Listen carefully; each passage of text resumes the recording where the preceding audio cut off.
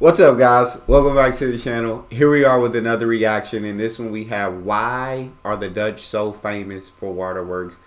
I don't need 22-minute video to tell you guys why. I know what they're gonna say. I've seen it. The Dutch are the waterbending tribe. The Dutch went mano a mano, one-on-one with the ocean. Or was it the river? It was whatever body of water it was. The Dutch looked that body of water in the eyes. In this scenario, the water has eyes. Looked at it and said, I'm going to defeat you. And they did. And they absolutely did. They took the water and they bent it to their will. They said, you shall do what we want you to do. If we want to put land on you, by gosh, we'll put land on you.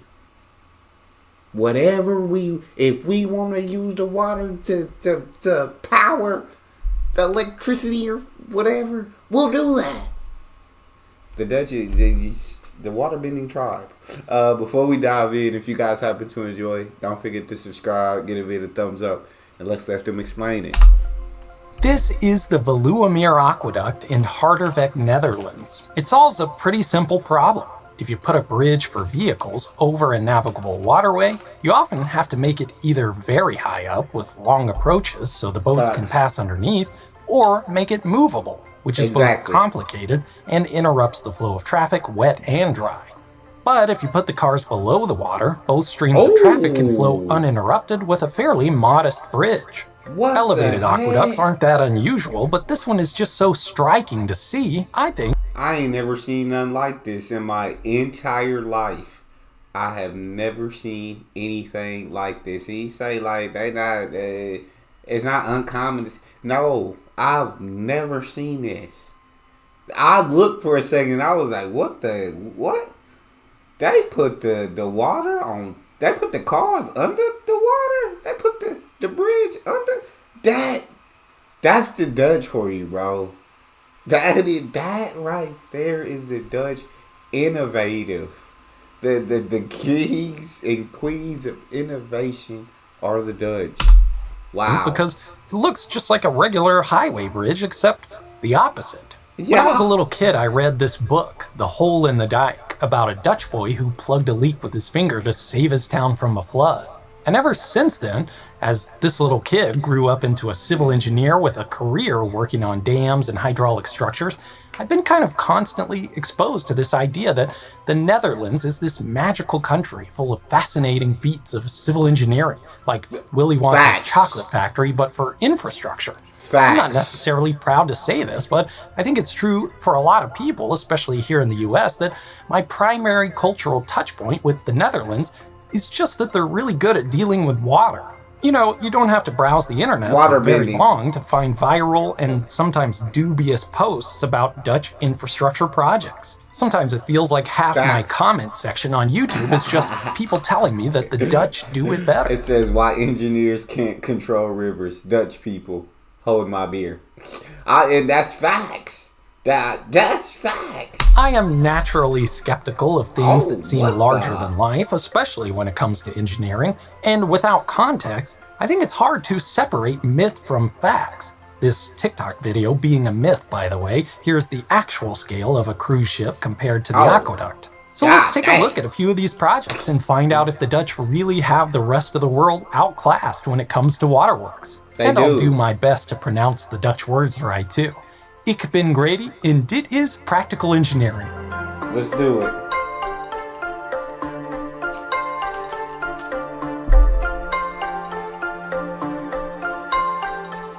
The first hint that the Dutch really do lead the world in water infrastructure is in the name of the country itself. The Netherlands translates literally to the lowlands, and that's a pretty good description. A large portion of the country sits on the delta of three major rivers, the Rhine, the Maas, and the Scheldt, that drain a big part of Central Europe into the North Sea. Those rivers branch and meander through the delta, forming a maze of waterways, islands, inlets, and estuaries along the coast. About a quarter of the country sits below sea level, which creates a big challenge because it's right next to the sea. Below sea. As early as the Iron Age, settlers were involved in managing water, large areas of marshland were drained with canals and ditches to convert them into land that could be used for agriculture.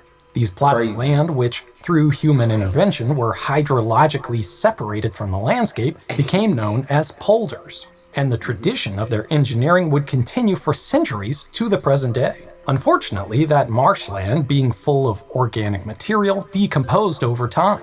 That, combined with the drainage of groundwater, caused the polders to sink and subside, increasing their vulnerability to floods. And that is kind of the heart of it. The Netherlands is a really valuable and strategic area for a lot of reasons. It's flat, it has great access to the sea and major rivers, providing for fishing and trade. It has prime conditions for farming and pastures, making it the second largest exporter of agricultural products in the world. The problem is that all those factors come with the downside of making the country extremely susceptible to floods, both from the North Sea and the major rivers that flow into it. So, for basically all of its history, people were building dikes, embankments of compacted soil meant to keep water out of low-lying areas. Over the centuries, huge portions of the sinuous Dutch coastline became lined with dikes, and the individual polders were often ringed with dikes as well to keep the interior areas dry. Of course, you still get rain inside a polder, plus irrigation runoff and sometimes groundwater, so they have to be continuously pumped out. And before the widespread use of electric motors and combustion engines, the Dutch used the source of power they are famous for, the wind. Windmills, or more accurately, wind pumps, since they weren't milling anything in this context, could be used to turn paddle wheels or Archimedes screws to move water up and over dikes, keeping canals and ditches within the polders from overflowing. Over time, poldering dryish land, the Dutch realized they could use exactly the same technique to reclaim land from lakes. Typically, land reclamation is done by using fill, soil and rock brought in from elsewhere to raise the area above the water.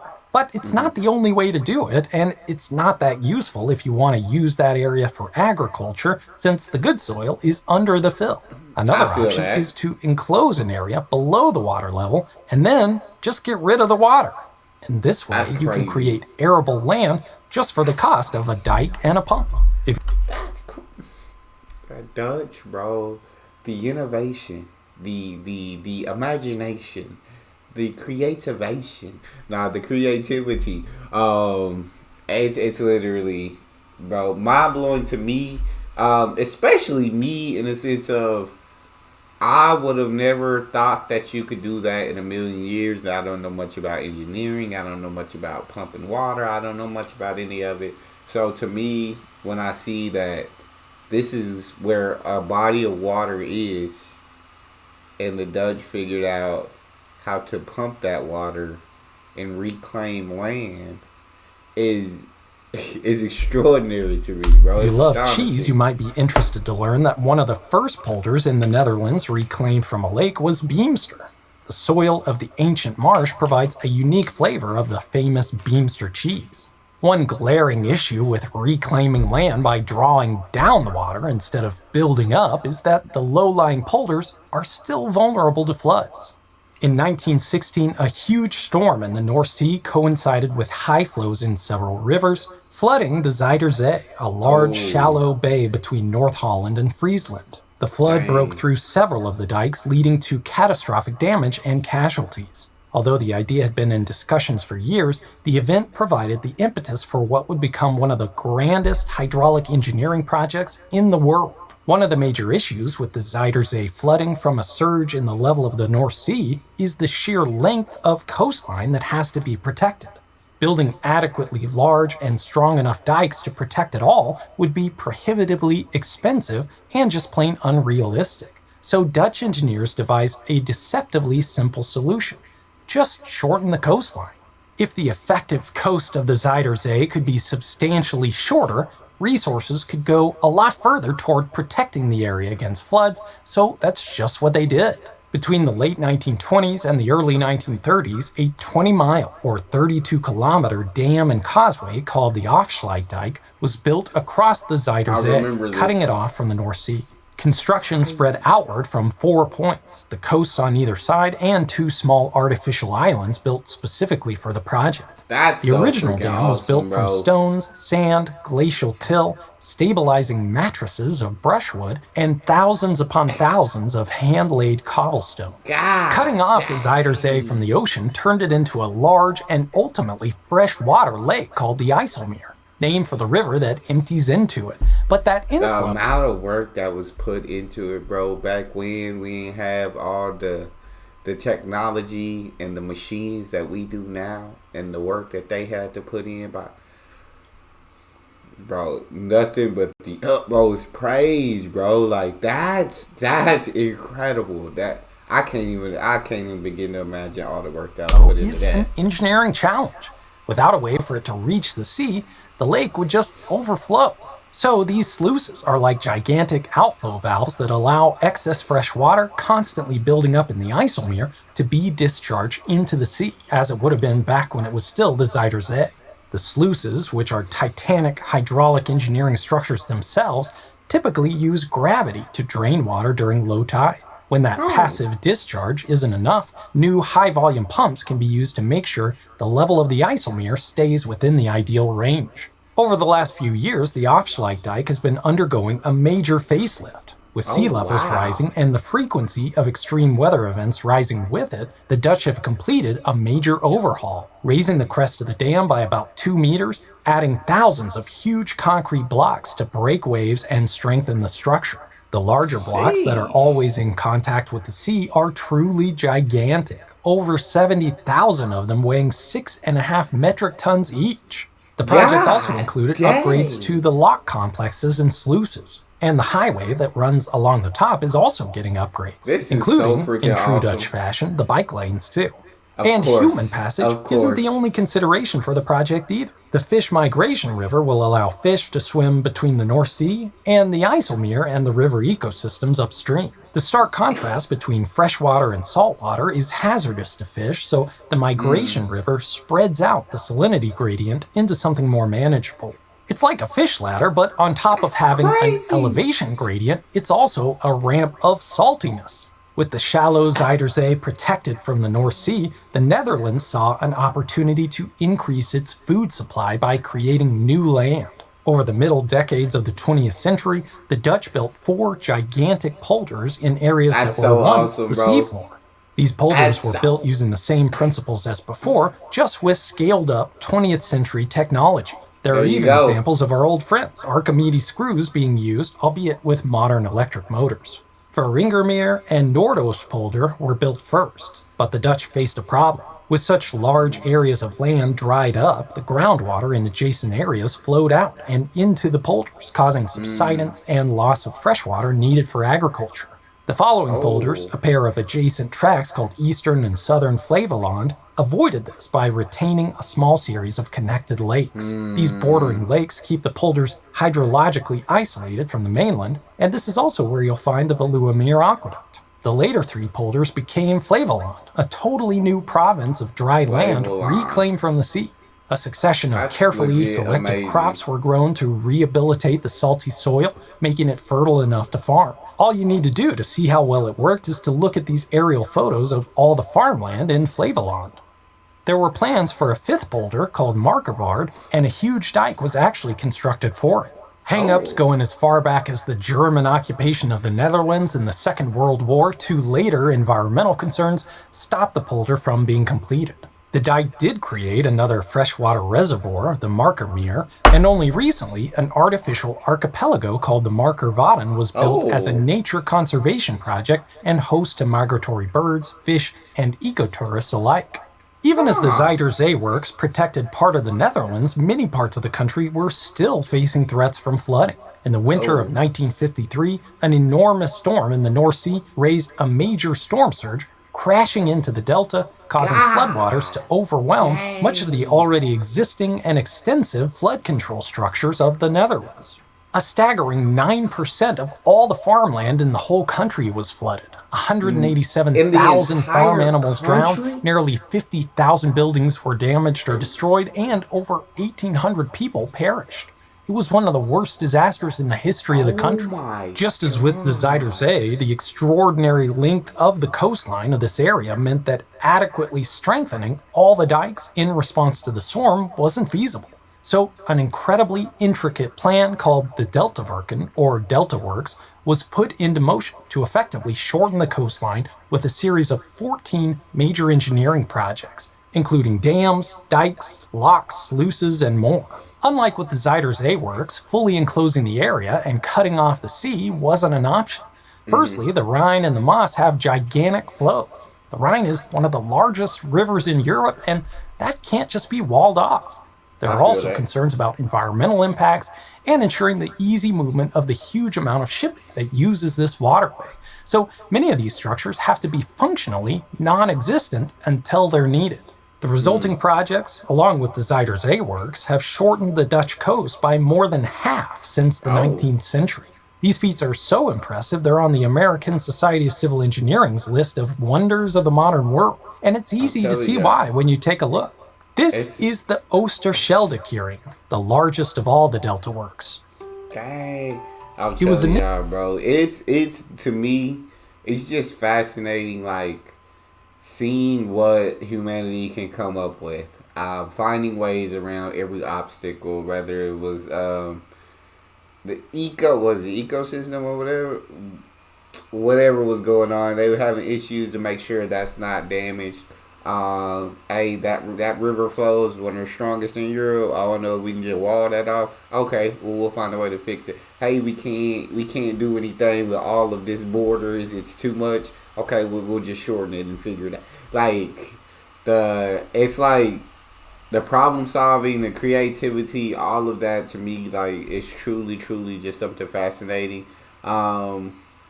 Because I feel like so many times in life, like, people just give up, but the Dutch are like, no, like, we just figure it out. And when it comes to situations like this, where you have a flood as bad as the one that they had, where so many animals lost their life, where people lost their life, where so much land was lost due to flooding, in those moments, you have no choice. You have to figure something out, and that's where Dutch innovation took over. Initially designed to be a closed dam, similar in some ways to the Afsluitdijk. If constructed as initially conceived, it would create another large freshwater lake. But by the time it was under construction in the 1970s, environmental impacts were much more appreciated than they were in the 20s and 30s. So the dam was designed to include huge sluice gates to allow massive tidal flows during normal conditions while retaining the ability to fully close off the inland portion of the delta from the sea during storm conditions. The Oosterscheldekering comprises 2 artificial islands and 3 storm surge barrier dams connecting them. The larger of the islands also contains a lock, allowing for ships to pass through. The floodgates are staggering in scale. There are 62 steel doors, each 138 feet or 42 meters wide, and weighing up to 480 metric tons. Even the piers between them were a monumental effort. They were built off-site, maneuvered into place with custom-built ships, then filled with sand and rock to sink them into place. Special ships also had to compact the seabed with vibration before placing the pillars. Another notable structure in the Delta Works is the Stormvloedkering Hollandse IJssel, a storm surge barrier protecting Europe's largest seaport. The project has it all. A lock to allow for the passage of ships, a bridge for road traffic with a fixed truss and a movable bascule portion crossing the lock, and 2 gigantic movable storm surge barriers crossing the main sluice. Each of these barriers is strengthened by a truss arch which makes them look like sideways bridges when viewed from above. And then there's the Maaslandkering. This is probably the most impressive storm surge barrier on the planet.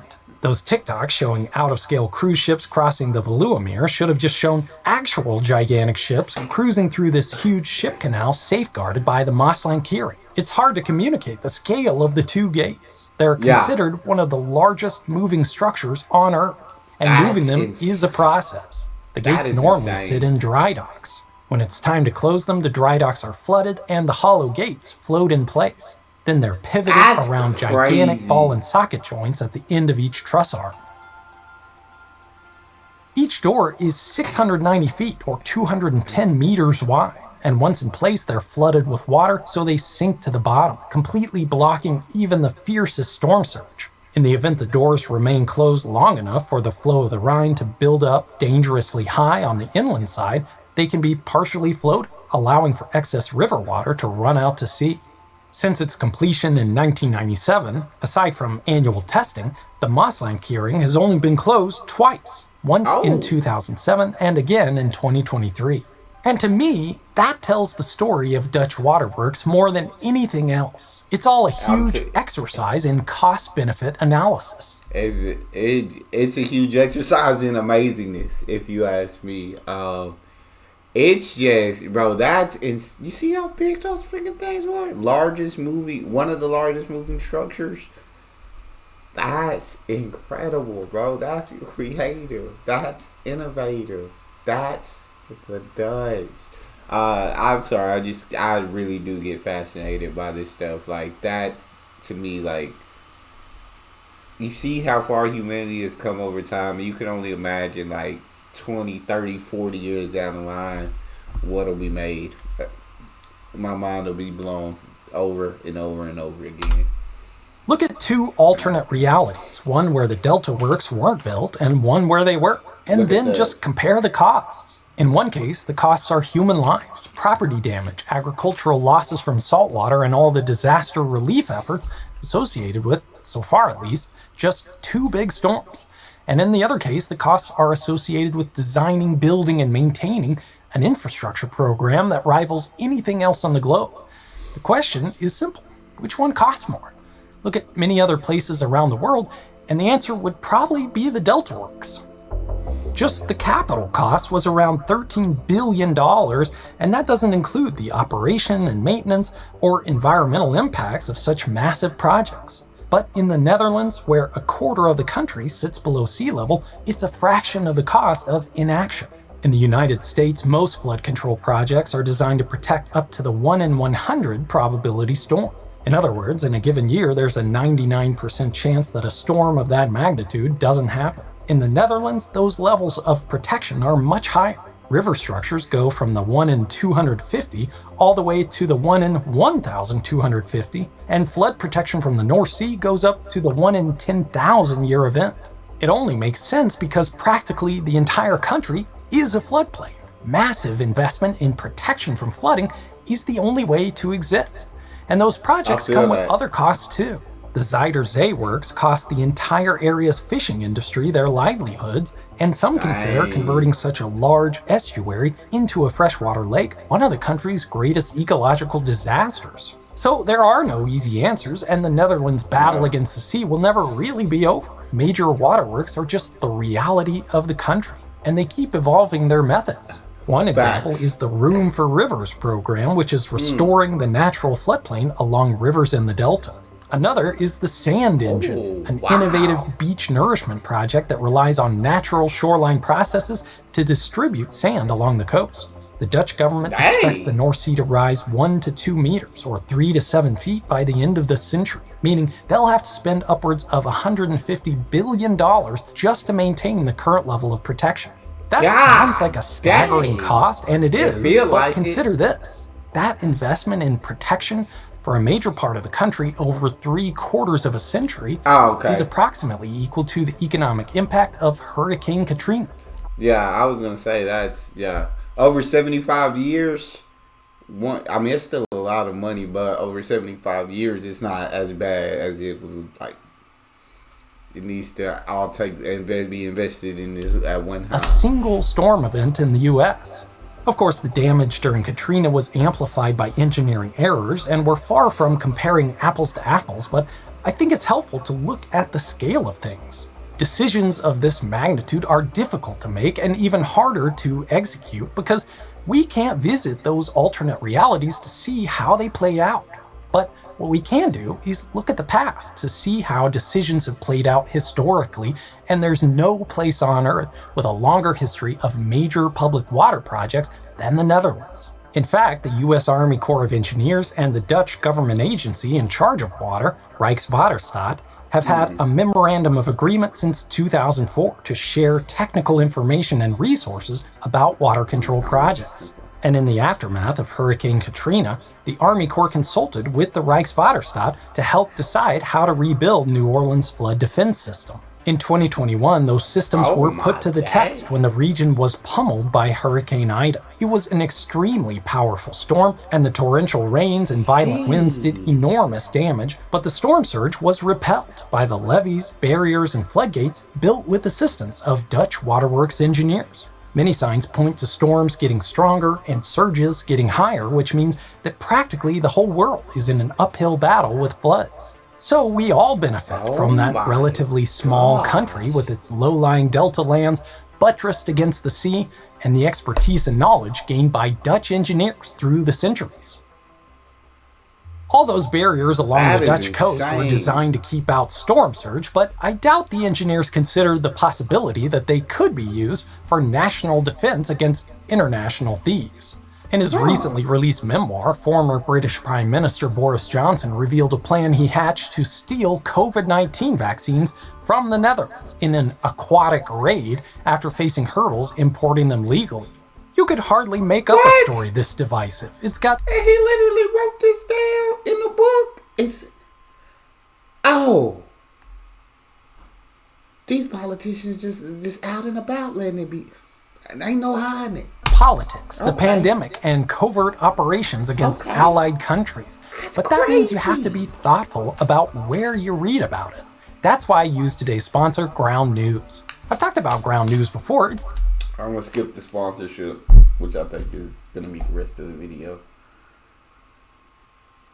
Yes. The Dutch are literally amazing for what they're capable of doing and their fight with the water. They got the upper hand right now.